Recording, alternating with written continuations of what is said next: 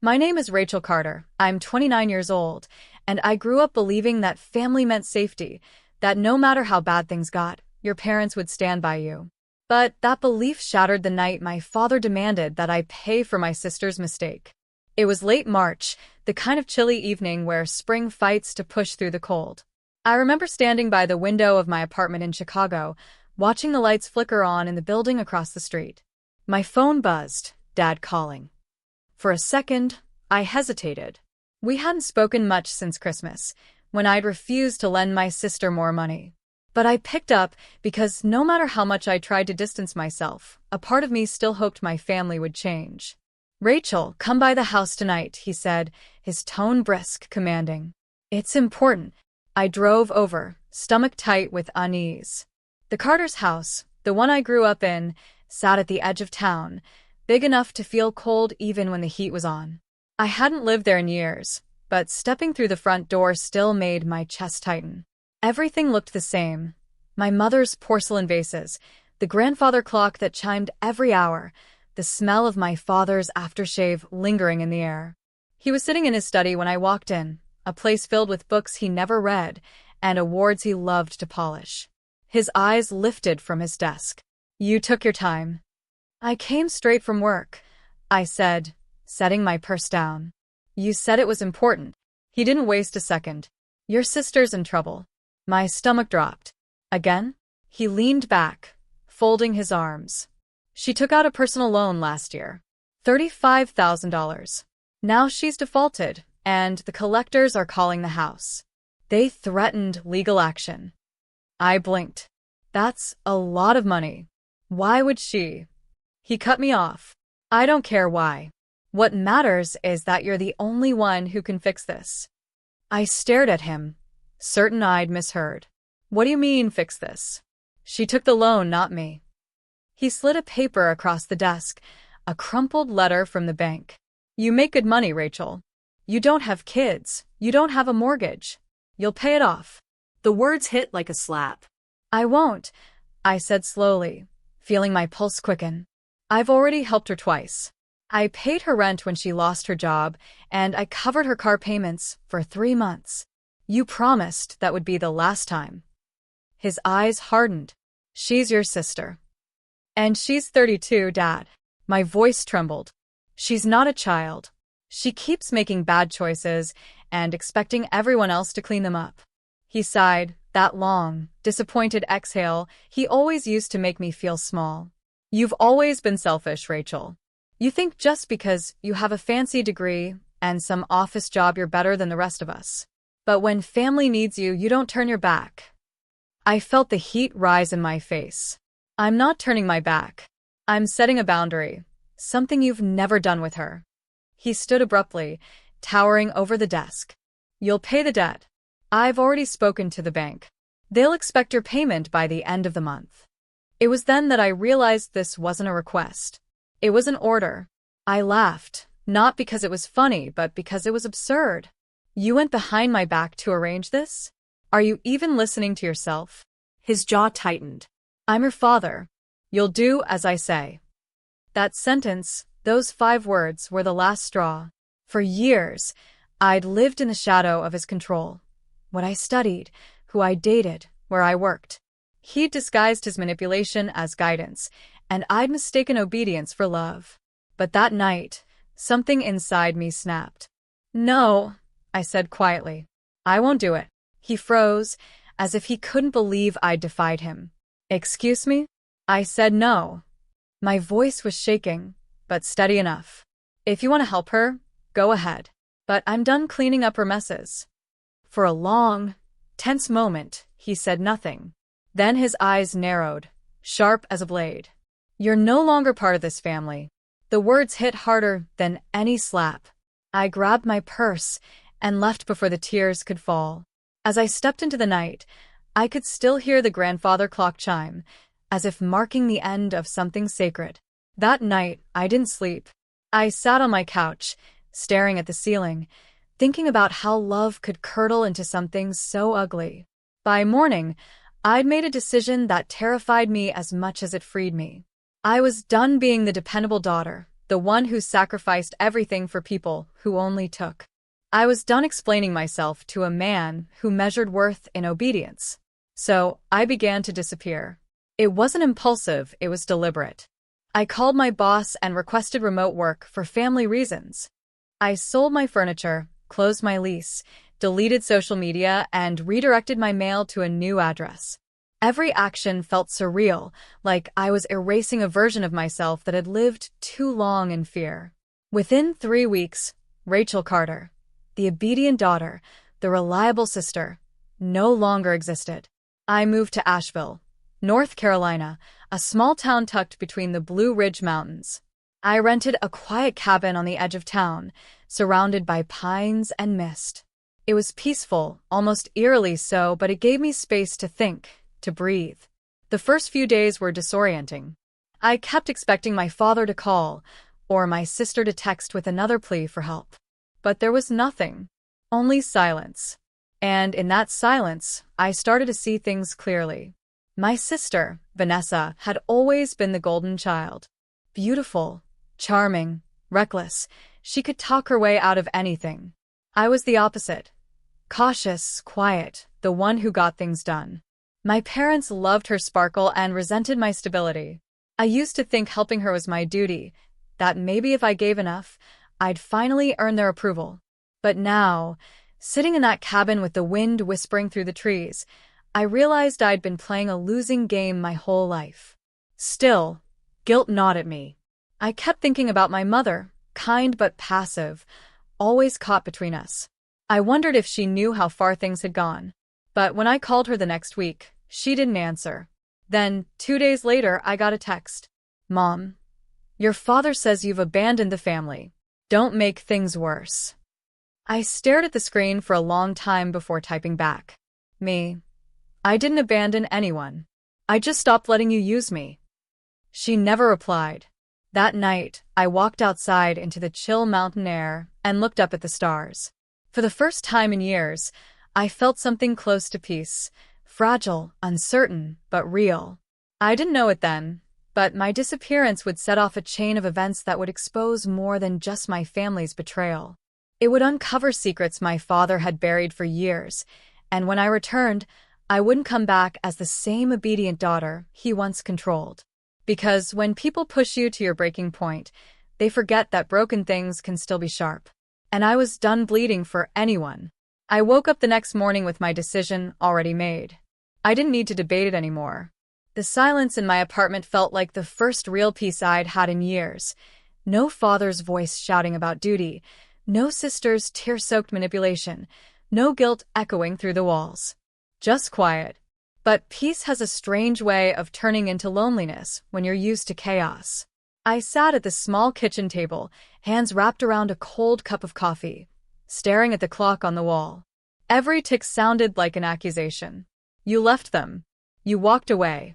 And yet, for the first time, I wasn't drowning in regret, just exhaustion. The kind that seeps into your bones after years of trying to please people who never saw your worth. My phone buzzed. A message from my father. "Dad, you think you can just run away? Your sister needs you. Be an adult for once in your life." I didn't reply. I deleted the message, but his words burned anyway. Be an adult for once. He had no idea how many times I'd sacrificed my own future to keep his version of adulthood alive. Rent money handed over for my sister's emergencies.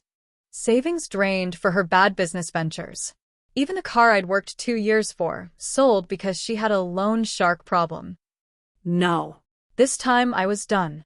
I packed what little I needed, a duffel bag of clothes, my laptop, the cash I'd managed to hide away, and I left. Not just my apartment. Not just the city. I drove 5 hours straight to a coastal town I'd visited once on a college trip. A place called Brentmore Bay, known for its quiet streets, sea breeze, and anonymity. By the time I checked into a small motel near the harbor, the sun was melting into the ocean, turning the sky gold and crimson. For the first time in a long time, I took a deep breath without feeling like I owed someone an apology. That night, I dreamt of my mother. She died when I was 22, a soft-spoken woman with sad eyes and hands that smelled like rosemary and soap. She was the buffer between me and my father's disappointment, between me and my sister's demands. I could almost hear her voice as I slept. You don't have to save everyone, Ava. Ava. That's me. 29 years old and finally realizing I had spent most of my adult life trying to be the family's emotional currency. When I woke, my cheeks were wet. I sat up, wiping my face, feeling that ache of missing her all over again. If she were here, she'd understand. She always did. I spent the next few days in quiet routine, waking early, walking along the shore, working remotely on my graphic design freelance projects. I didn't talk to anyone. Didn't check social media. Didn't answer unknown numbers. It was strange how quickly you could disappear when nobody truly cared where you went, only what you could give. But on the fourth day, my past came knocking again. A call. Unknown number. I ignored it. Then another. Then a message. Unknown. Ava, it's Dad. Your sister's in trouble again. If you don't help, she could go to jail. I stared at the screen, my pulse tightening. A few minutes later, another message followed. Dad, you're selfish. You ran away when your family needed you most. That word again, selfish. The one they'd used all my life to keep me tethered to their chaos. I could almost hear his voice, the low, stern tone that made me feel 12 years old again, standing in the kitchen after he'd found out I'd spent my own money on art supplies instead of giving it to my sister. You think your hobbies matter more than family? He'd said, slamming my sketchbook shut. I threw my phone onto the bed and walked outside. The sea wind hit my face, sharp and cold.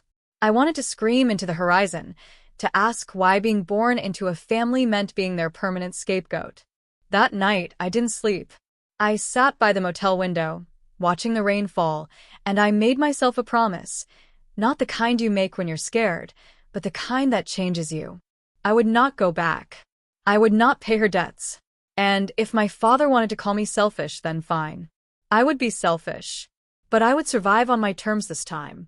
A week later, I got a job offer from a small marketing firm in town. The owner, Daniel, had seen my freelance portfolio online and called me in for an interview. He was in his mid-30s, with kind eyes and a calm voice, the sort of person who didn't speak to fill silence. So, you're from the city? He asked as we sat across from each other in a sunlit office that smelled faintly of coffee and sea salt. Yeah, I said. Just needed a change. He smiled, leaning back in his chair. Most people who end up in Brentmore Bay do. Change or escape. His words hit deeper than he knew. I managed a small laugh, though my voice wavered. Maybe a bit of both. He hired me that same day. Working there felt grounding. For the first time, my creativity wasn't something to hide. My coworkers liked my ideas, trusted my judgment. I was finally building something that was mine, not built out of guilt, not built to save anyone else. But peace never lasts when your past is a storm waiting to find you. 2 months into my new life, I got another message, this time from my sister, Lila. Lila. Ava, please. Dad's sick. He's asking for you. I stared at her words for a long time. My throat tightened, but not from fear, from disbelief. It was always something. Always another emergency. Still, guilt is a powerful chain. I called home. My father didn't answer, but Lila picked up. Her voice trembled. He's in the hospital. He had a mild stroke. He keeps asking for you. The sound of her crying was enough to make my chest ache. I hated that part of me, the part that still cared. Which hospital? I asked quietly. She told me. By midnight, I was on the road again.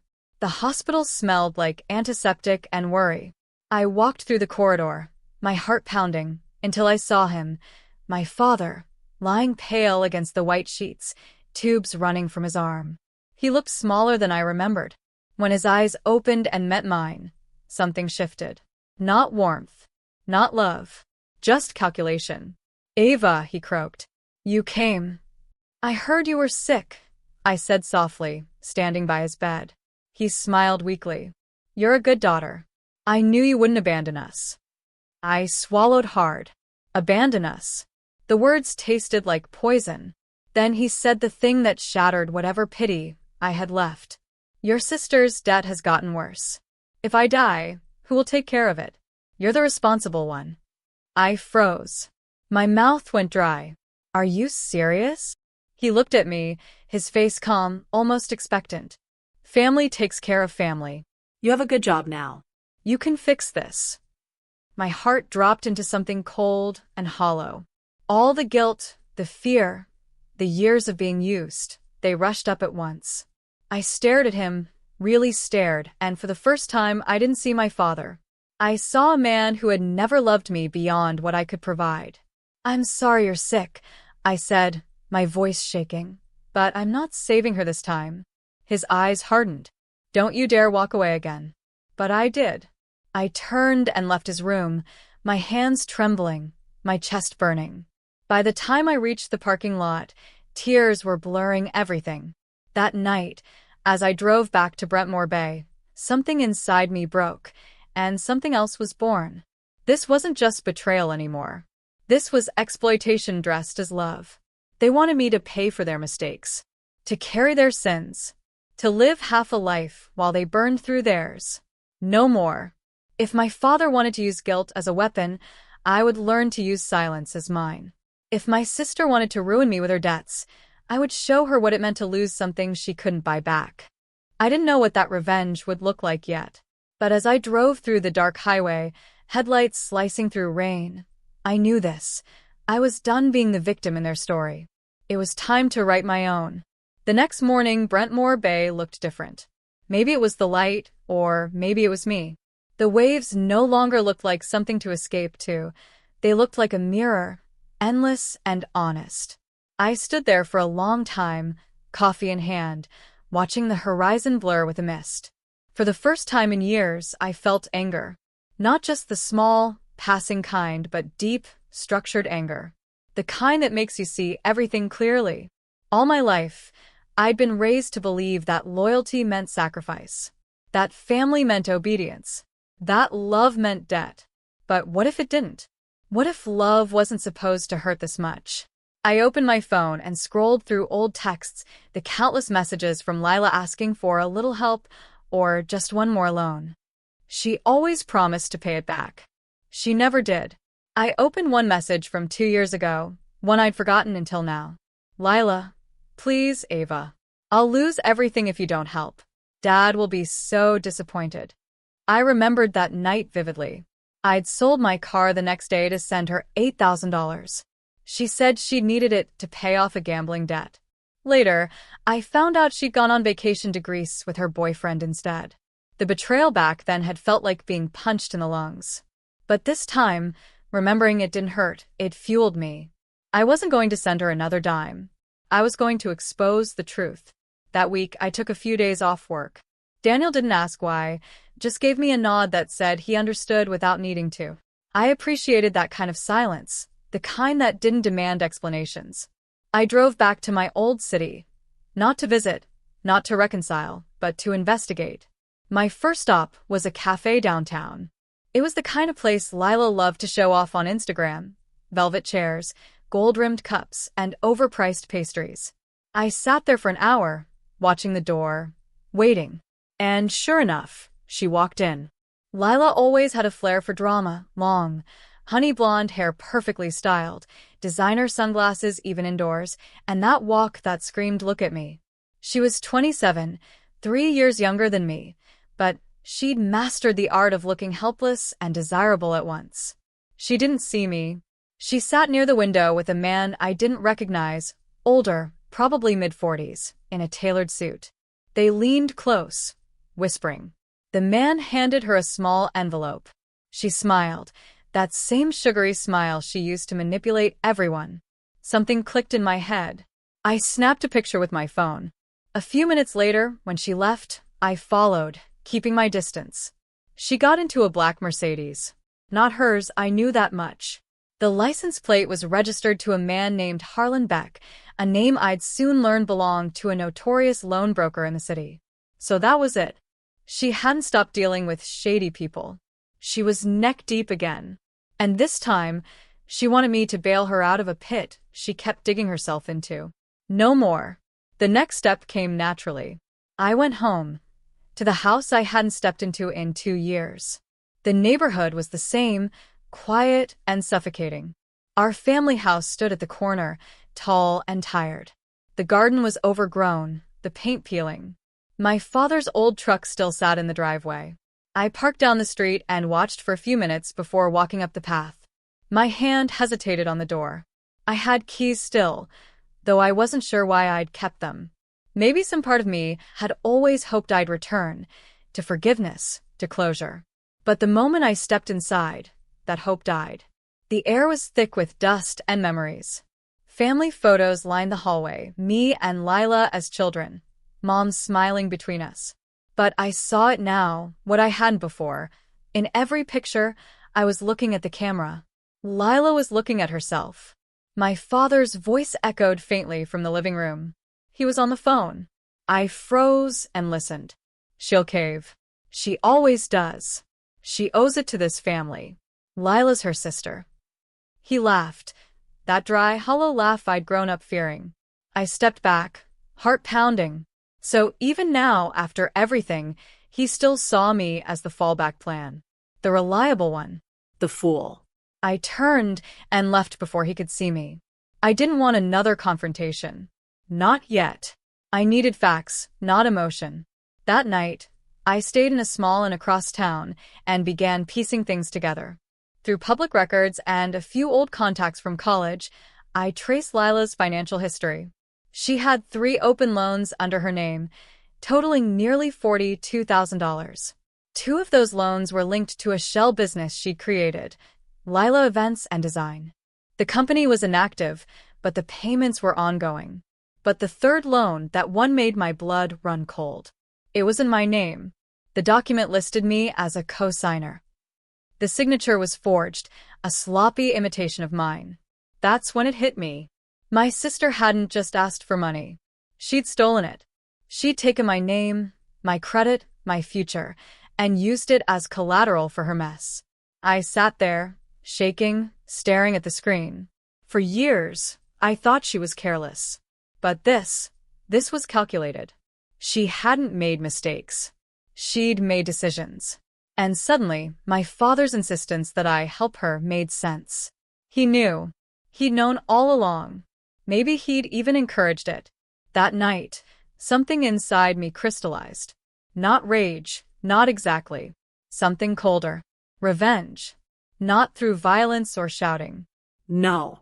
Mine would be slow, surgical, and devastating. I started by gathering proof. Emails, bank statements, screenshots. I built a folder, digital and physical, with everything tying Lila's fraud back to her. I hired a private investigator, pretending to be an employer verifying background information to confirm her dealings with Beck. Within 2 weeks, I had enough to ruin her financially and legally. But that wasn't enough. Not yet. I didn't just want her to face consequences. I wanted her to feel what it was like to lose everything she took for granted. So I reached out to Daniel. He was surprised to see me in his office late one evening. "Everything okay?" he asked, setting down his coffee. I hesitated. "I need your help. It's personal." He nodded. "Go on." "I need to design a campaign. A brand exposure project, fake, technically. It's for a person who's been lying to people, taking money under false pretenses. I want her to see her own mask fall off." He frowned, studying me. "This about your sister?" I didn't answer directly, but my silence said enough. He leaned back. "If you're going to do this, make sure it's worth it. Make sure you can live with it." "I already can," I said quietly. And I meant it. Over the next month, I worked like someone possessed. I created a social media campaign, polished, subtle, anonymous. It hinted at a well-known influencer who built her lifestyle on fraud and deceit. I didn't name Lila, but I didn't have to. She'd made herself too visible. Every dinner, every shopping spree, every designer outfit paid for with borrowed money. Within days, whispers started circulating. Local gossip pages picked it up. Clients canceled partnerships with her brand. She posted a teary video online, claiming to be the victim of a smear campaign. But public sympathy faded when screenshots of her loan statements started leaking, not from me, but from Beck's associates, who'd had enough of her unpaid debts. Her downfall unfolded faster than I expected. Her accounts were frozen. Her so-called friends disappeared. She called me dozens of times. I never answered. One night, she sent a message that nearly broke me. "Lila, Ava, please. They're threatening me. I know I've hurt you, but I'm scared. Please talk to me." I stared at her words for a long time. I wanted to delete them, but I couldn't, because underneath all the anger, there was still that small, wounded part of me, the part that remembered sharing a bed as kids, whispering secrets in the dark. But then I remembered my forged signature, my drained savings, my father's cold voice, and I turned my phone off. 2 weeks later, I drove back to the coast. Brentmore Bay was quieter now, the kind of quiet that felt earned. I stood on the pier at sunset, wind tugging at my hair, and breathed in the salt air. Daniel joined me after a while, standing beside me without speaking. Finally, he said, "So, did you get what you wanted?" I thought about it. About Lila's tears, my father's silence, the emptiness that came after justice. "I got what I needed," I said finally, "but it doesn't feel like I thought it would." He nodded. Revenge never does. We stood there for a long time, the waves breaking softly below us. And for the first time in my life, I didn't feel like anyone's savior or scapegoat. I was just Ava, bruised, tired but free. Still, deep down, I knew the story wasn't over. Because people like my father and sister don't disappear quietly. And if they were capable of destroying me once, they might try again. But next time, I'd be ready.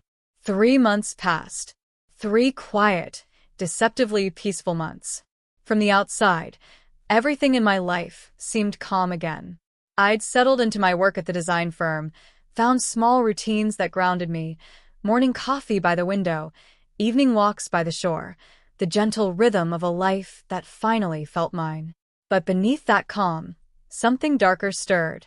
Revenge doesn't just end when the target falls. It lingers, in whispers, in guilt, in the way silence sometimes feels louder than chaos. At first, it was subtle, a news headline here, a social post there. Local influencers' brand collapses amid fraud allegations. Families silent amid controversy. I'd scroll past them, pretending not to care. But every time I saw my sister's photo, that same unease twisted in my chest. Then, one night I got the call. It was almost midnight. I was half asleep when my phone buzzed on the nightstand. Unknown number. I almost ignored it, but something made me answer. "Hello." Silence. Then, a voice I hadn't heard in years. "Ava." My father. For a moment, I couldn't breathe. His voice sounded older, cracked at the edges, but still unmistakable. "What do you want?" I said coldly.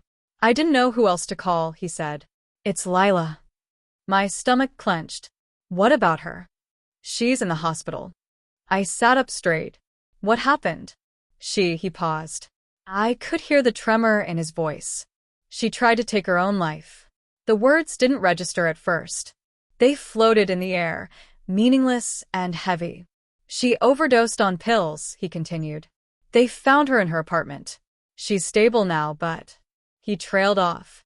I gripped the edge of my blanket, my pulse pounding in my ears. "Why are you telling me this?" "Because she needs you," he said simply.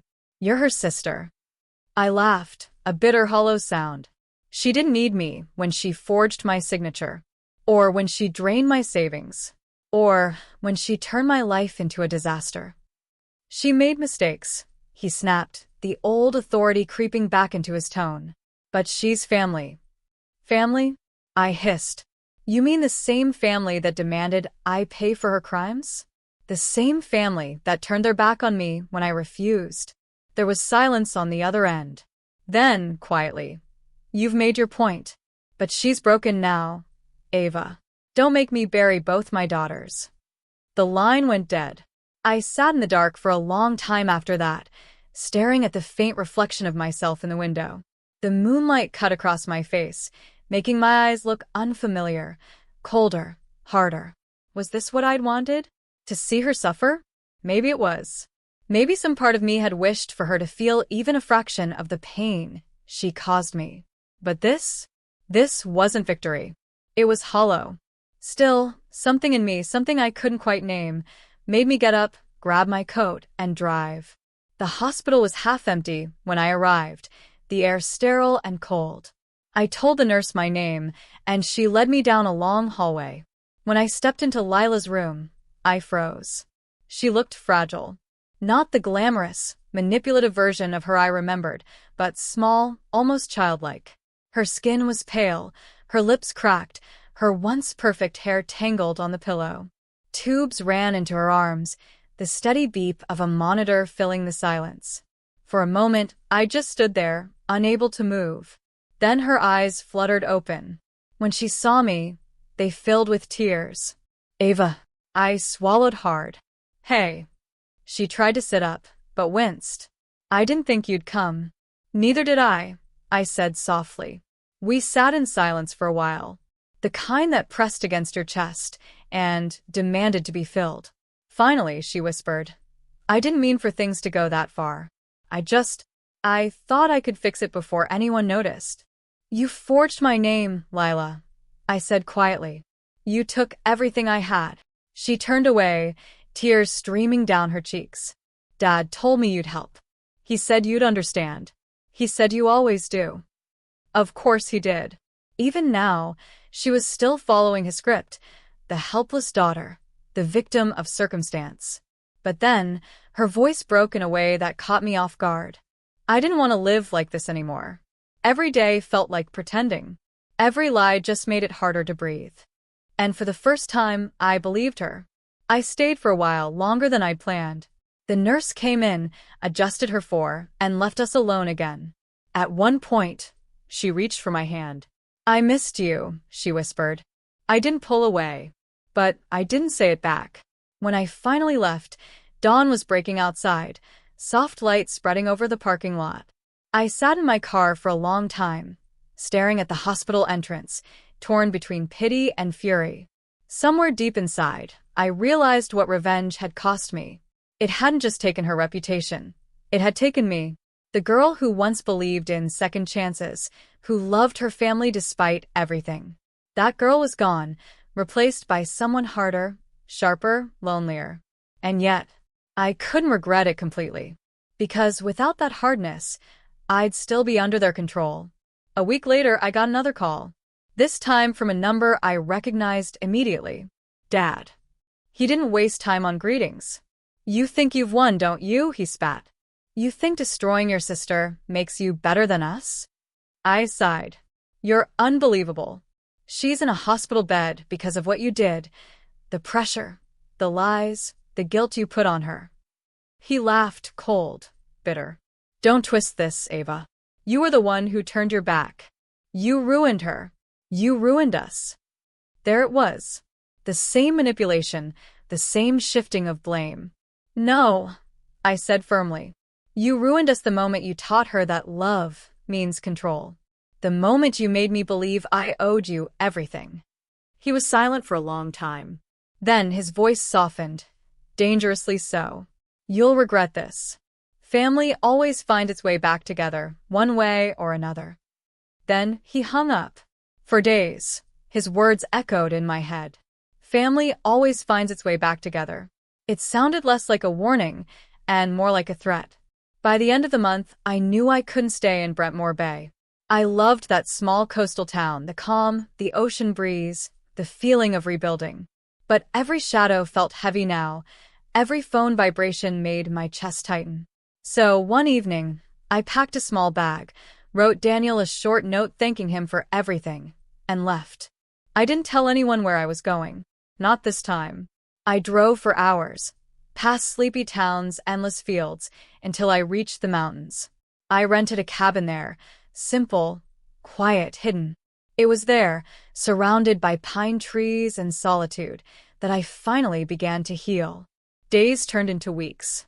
I started painting again, something I hadn't done since Mom was alive.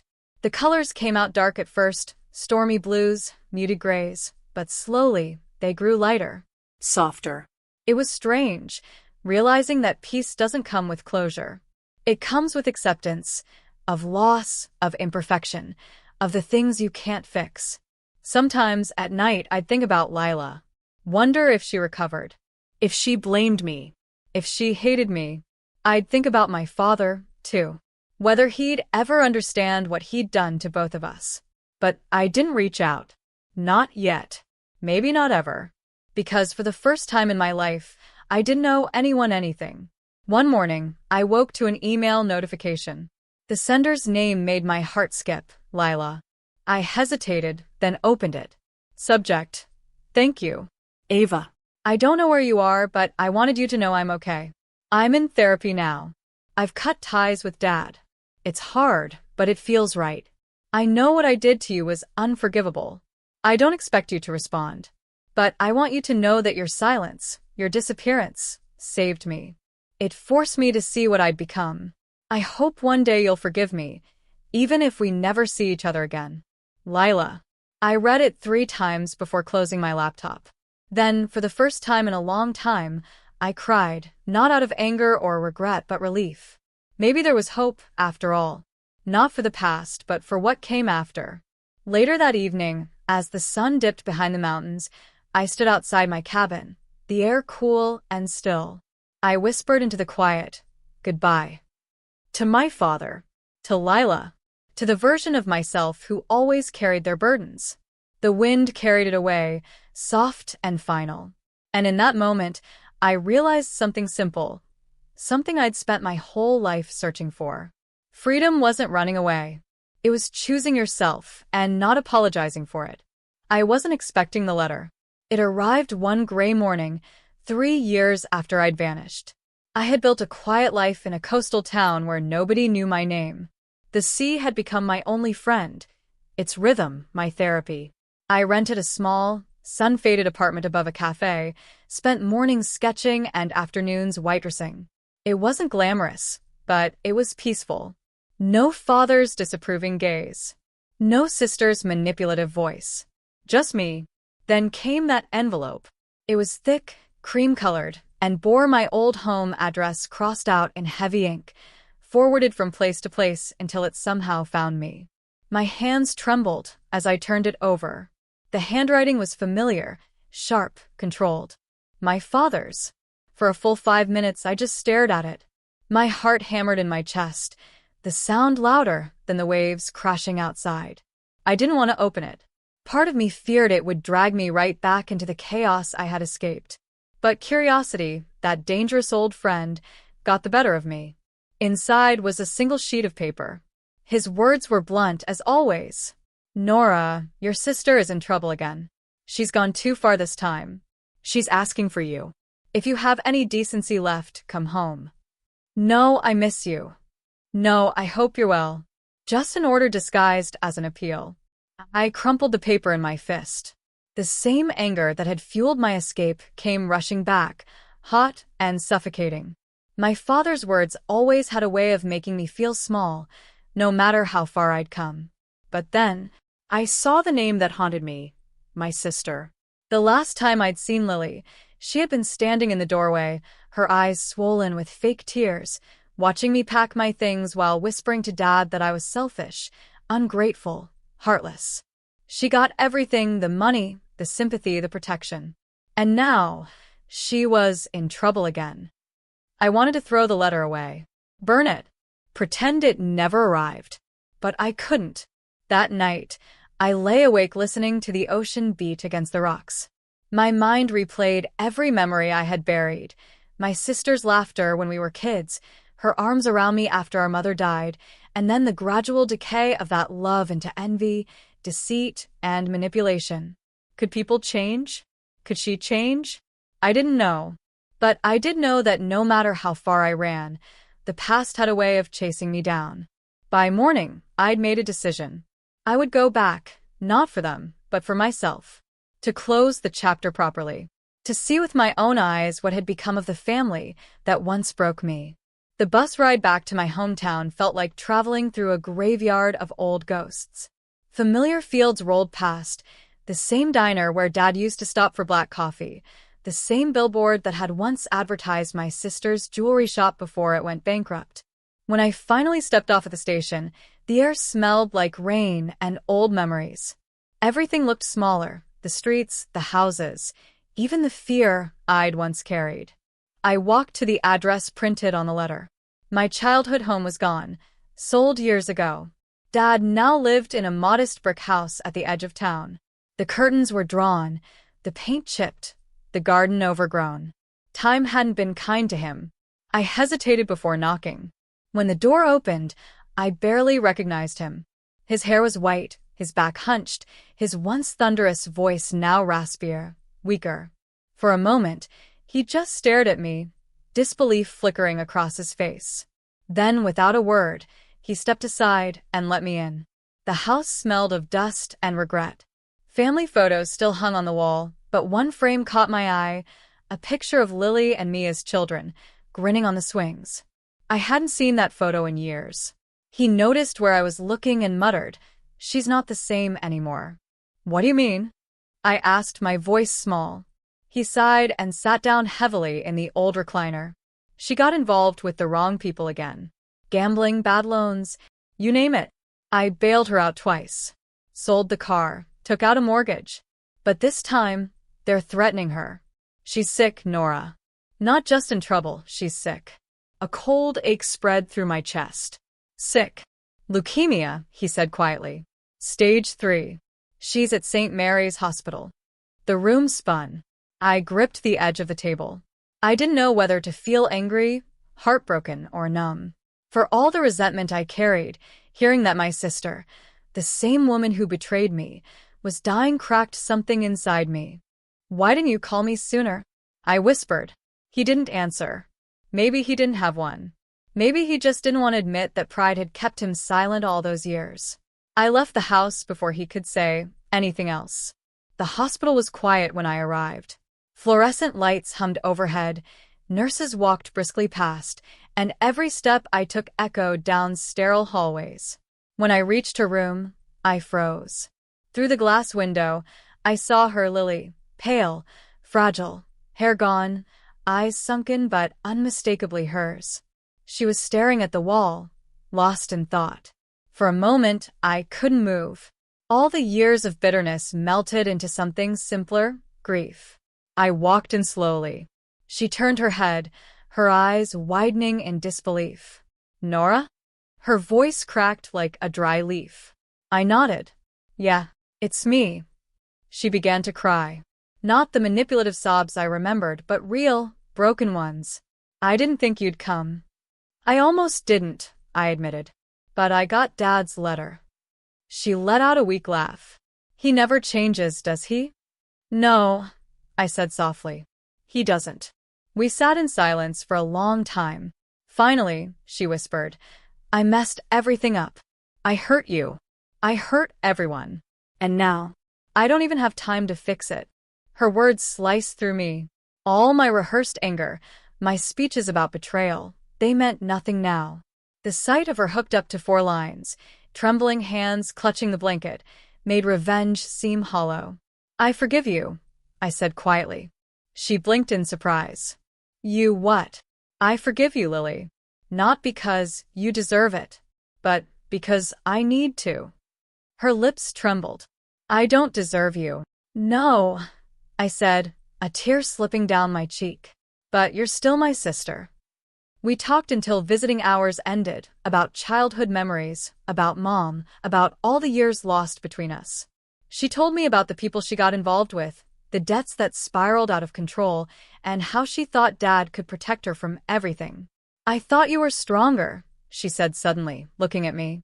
"You left. You built a life. I envied that. I told myself you abandoned us, but really, I just wanted your courage." I couldn't stop the tears then. For the first time in years, I saw my sister not as my enemy, but as a broken mirror of myself. That night, I stayed at the hospital, sitting in the chair beside her bed, watching her sleep. The machines beeped softly, the moonlight glowed on her pale face, and I realized, sometimes forgiveness isn't about freeing the other person. It's about freeing yourself. When morning came, I went home to rest. But as I walked through the quiet streets, my phone rang. It was the hospital. Her condition had worsened overnight. I ran all the way back, but by the time I reached her room, it was too late. She was gone. There was a strange peace in the air, like she had finally stopped fighting. I sat beside her one last time and whispered, "I hope you find the peace you couldn't find here." When I looked up, I saw my father standing in the doorway, silent tears streaming down his face. For the first time, he looked human. We didn't say anything. We didn't need to. Something between us had shifted, maybe not forgiveness, not yet, but understanding. Later that night, as I packed my things to leave again, I found another letter. This one wasn't from my father. It was from Lily. The nurse said she had written it the night before. "Nora, if you're reading this, it means I'm gone. Thank you for coming back. I didn't deserve your kindness, but you gave it anyway. Tell Dad I'm sorry. Tell him to let you go, really let you go. You don't owe anyone anything. Live for yourself. That's the only way I can rest in peace." I pressed the letter to my chest and wept until I couldn't anymore.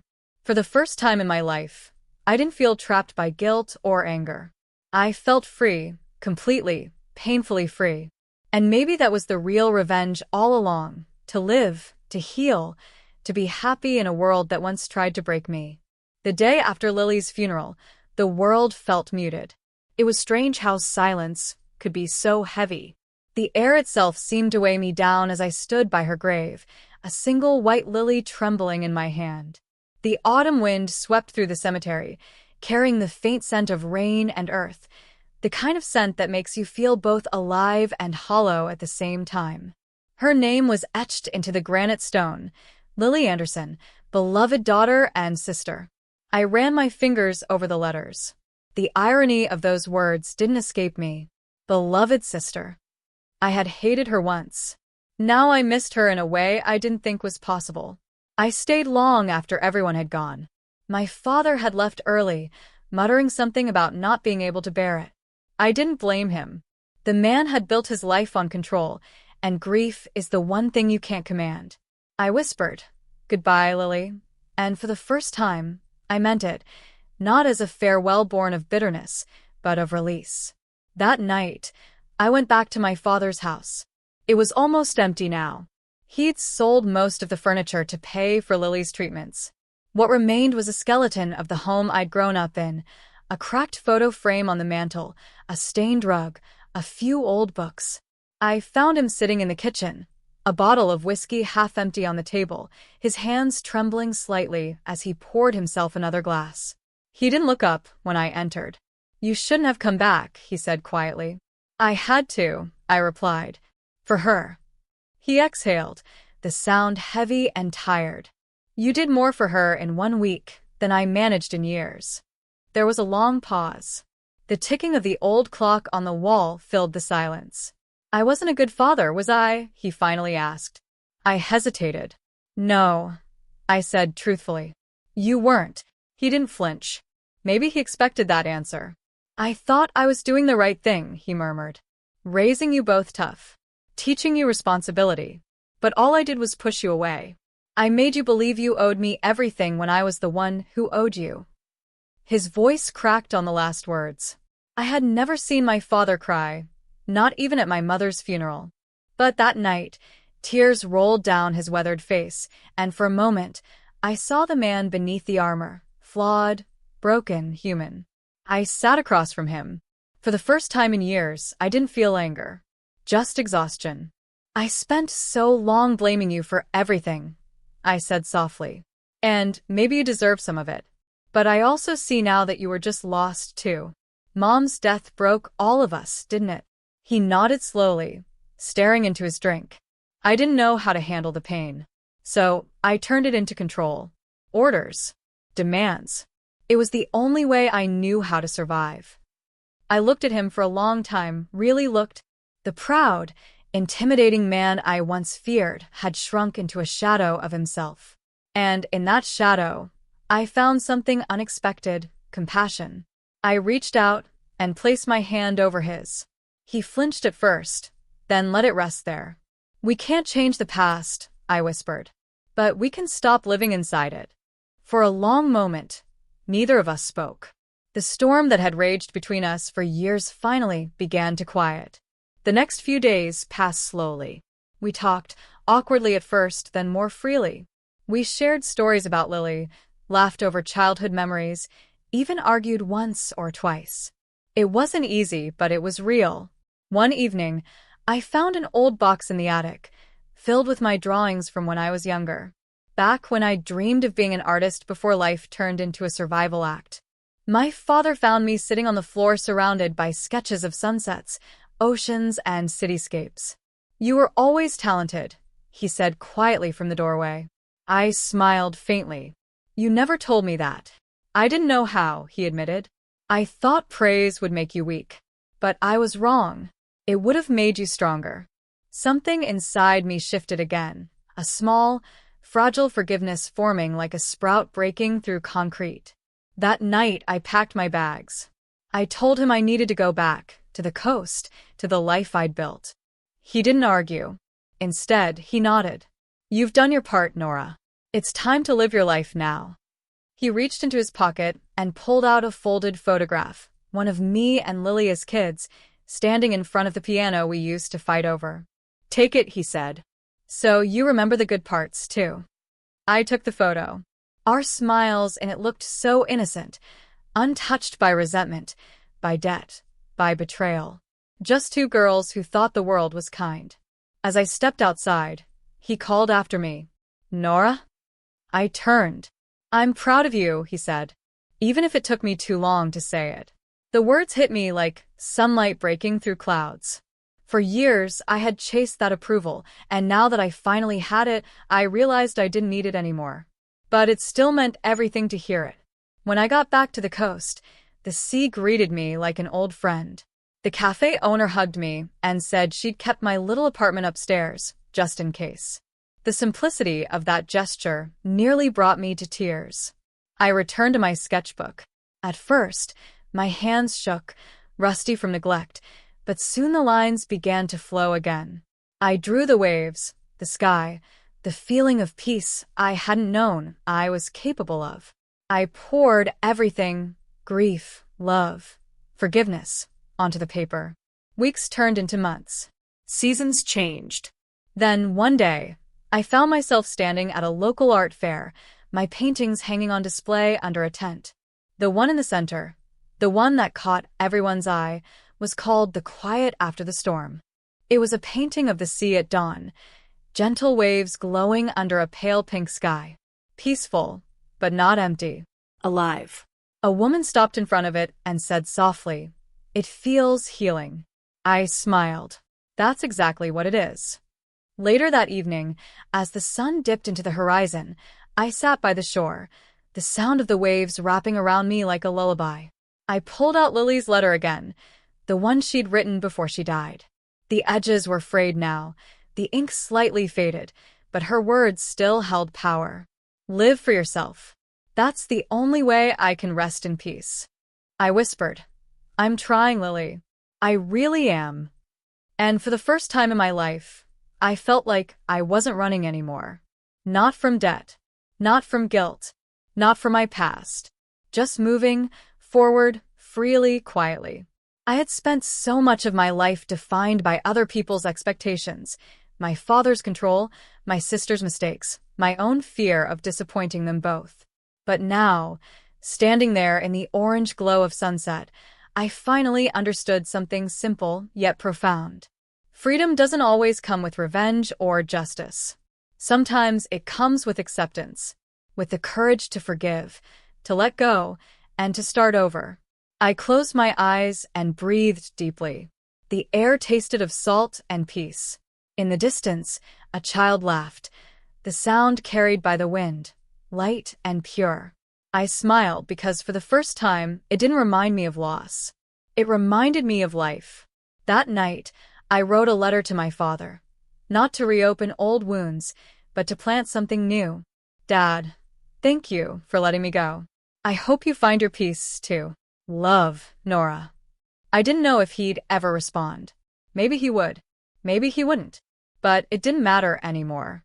I folded the letter, sealed it, and left it by the window, the same way I had once left the world behind. Only this time, I wasn't disappearing. I was choosing to stay, to live, To breathe. to be free. And as the waves crashed softly in the distance, I whispered one final thought. Not to Lily, not to my father, but to myself. I'm home. It's strange how life rebuilds itself quietly, piece by piece, when you stop trying to control the shape it should take. A year had passed since Lily's funeral. The pain had softened, like an old bruise, no longer sharp, but still there if you pressed hard enough. My father and I spoke occasionally. Our conversations were simple about the weather, the garden, the little town events he attended alone now. But each call carried something I once thought impossible between us. Peace. I lived by the coast again in a small rented apartment above a coffee shop. The sound of the waves became my alarm clock, and the smell of roasted beans and sea salt filled my mornings. Life wasn't perfect, it never would be, but it was mine, and that was enough.